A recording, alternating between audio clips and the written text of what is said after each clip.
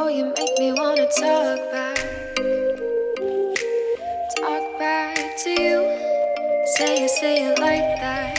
If I hate you, then find someone new. Baby, but you know I never will. No, so I choke you down just like. Let me grab something.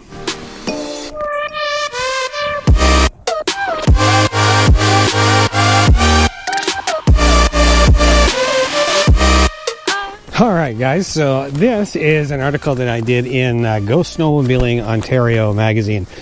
So this is the magazine for the Ontario Federation of Snowmobile Clubs.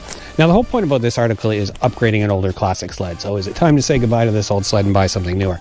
So a lot of you guys, if you've been following the channel for a while, then you know that I bought a newer sled recently, and we'll talk about that one in a minute. But the reason I wrote that article is that was actually a difficult decision for me. Now, obviously, if you've got the money and you can buy a brand new sled every year, that makes the most sense, right? Because you're getting the newest technology, you're getting a full warranty. But a lot of us just can't afford that. And that was the case with me. So this year I bought myself a newer, still an old sled, but new to me, a 2005 MXZ 600 SEI model. And I've had a few of you guys since then ask me if I can do, a review of the Rev chassis, or if I can do a comparison of one chassis against the other.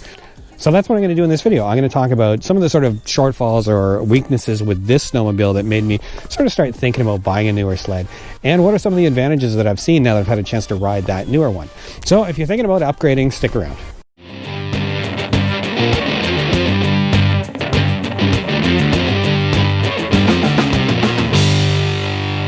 So 2005 MXZ 600, 1997 MXZ 670. What a difference a couple of years makes. Now, if you're watching this channel, then I'm guessing that you bought your sled used, and probably the new one that you're going to buy is going to be used as well.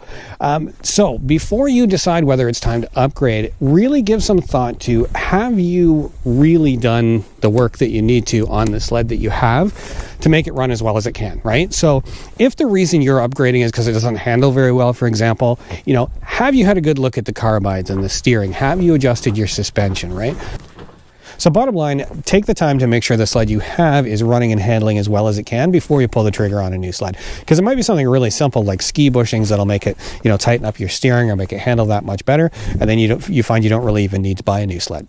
Okay, now another reason that I thought about upgrading is reliability, right? So this is a 97, and I do go out on the trail with it, and I feel okay with it. I mean, it starts and runs great, but it is a 97. Every time I take this out, it's kind of in the back of my head, is this going to break down? So that might be a reason that you're thinking about upgrading. You want to buy something a little newer so you don't have that worry all the time. And along with that, it's not just whether I think they're going to keep running, because they are going to break down. Both of these sleds over time are going to break down, no matter how well you take care of them. But the other reason, this was kind of a big one that I started looking for something a little bit newer, is finding parts to fix these. And I'm telling you this because this is something that I didn't think about when I bought my first sled. So this is a 97, and this part of just getting older, this is much older than I really realized it was when I first bought it. So it's 20 plus years old. So when I go and try to find parts for this, depending on what it is, regular sort of maintenance parts like gaskets and things like that, they're not too bad to find at all for this sled. But when you start to look for other stuff like pipes, exhaust components, things like that, if you're buying an older classic sled, just remember that if you want to go out and buy a part to fix this, you want to get a new clutch, things like that, you may find that instead of just going to a dealership, you're going to have to spend some time online looking on eBay and Craigslist and things like that to try and find parts for them. So that was a big reason that I wanted to get myself something a little bit newer. It may seem obvious, another one of the reasons to upgrade a snowmobile is to take advantage of some of the newer technology that's coming out. The amount of innovation year over year that comes out is just amazing. So, and I got to say, the technology that I wanted wasn't huge. It was electric start. So that didn't mean I had to go and buy a 2005. I mean, electric start's been around on snowmobiles for a long time, but the one I bought didn't have it, and I didn't realize how badly I'd want it until I pull started this one for a few years. So yeah, the 670 is a pretty good pull, and if it's really cold or you're having any trouble with it or you flooded, it's pretty heavy pull. So yeah, for the last couple of years I thought, oh my god, I want electric start. Yeah, so if you look at this Rev, I mean, the materials it's made with are lighter than that old 670. I mean, that thing is heavy to pick up. You really notice the difference. So they're made with better materials, better electronics. This is a fuel-injected machine, so, it starts really easy. There's no choke, no primer. It smokes a lot less. It's more fuel efficient. It uses less oil. One thing I can vouch for, the suspensions on these newer machines are far superior to the older ones. I really feel the bumps a lot less on this. these old swing arm type suspensions on the older sled have been replaced in the front of the newer ones with these double A-arm suspensions. They have a lot more travel, so they can absorb bumps a lot better than these older ones. The other thing that you've really seen change kind of in the early 2000s is the ergonomic design of snowmobiles. So this sled is really designed to be used in a seated position like this, fairly neutral. I'm kind of at a 90-degree angle, holding the handlebars down behind the windshield. So this is really designed as a piece of transportation, right? What I mean by that is this was designed to take you to winter activities, right? So to go out to the ice hut, or to go out and do the trap line, or to get from place to place in the wintertime. But what's happened over the years is that the snowmobile itself has become the activity, right? To ride these things in really deep snow, to side hill, things like that, you need to really transfer your weight around the running boards on the sled. To do that, you have to stand up. So if you look at this, when I stand up, I now have to bend over quite a bit to grab these handlebars. So if you look at this sled the way I'm sitting, I'm kind of positioned farther forward, right? Rather than that sort of back neutral position. It's much easier for me to move into a standing position. From a standing position, it's easier for me to reach these handlebars. So on these newer sleds, it's a lot easier to kind of transfer your weight around the sled. You have more leverage to tilt the sled over and those kinds of things. So this is something I really wanted to get if I upgraded my machine. So that change in ergonomics on snowmobiles is what I would call sort of a big evolution in snowmobiling. So if you look back, I said earlier that there's a lot of innovation, right? Every year, all of the manufacturers bring something new out on their sleds. But there's certain periods in snowmobile design where there's big change, right?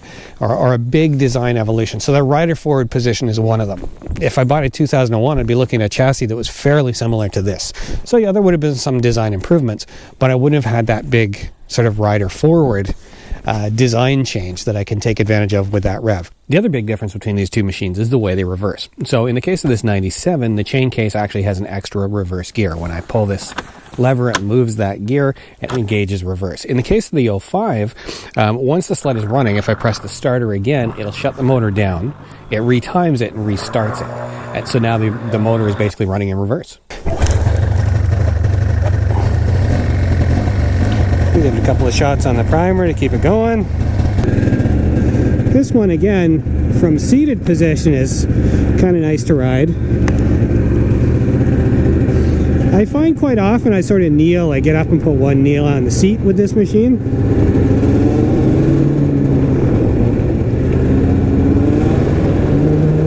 In terms of get up and go, it's actually not bad. This sled's actually not too bad to throw around, but it is kind of heavy.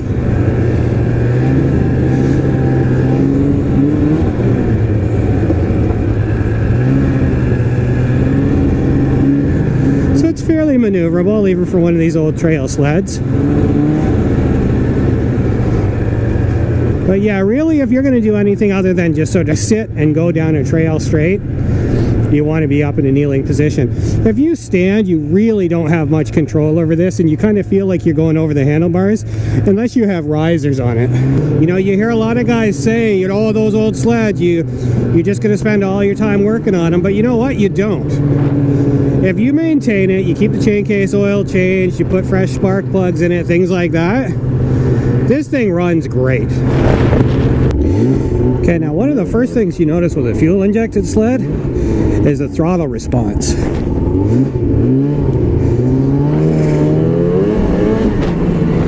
And I thought there was something wrong with this thing the first time I rode it, just because you just touch the throttle and it just goes.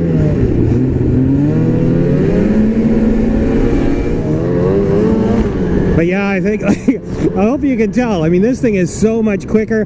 It's so much easier to throw around too, because like I said, you can get your weight around on it.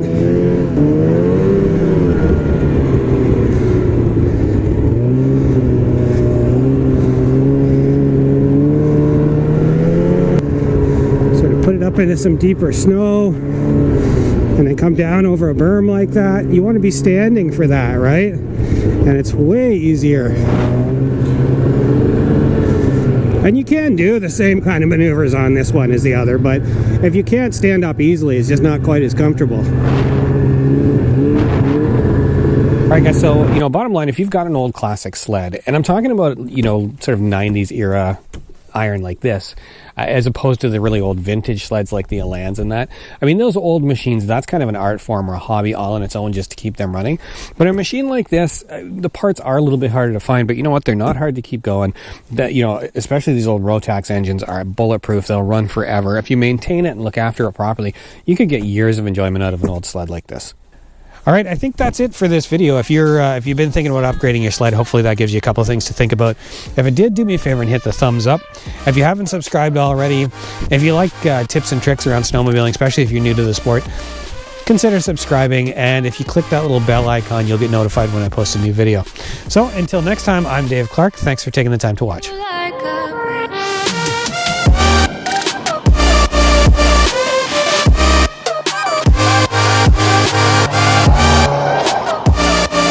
getting my fill.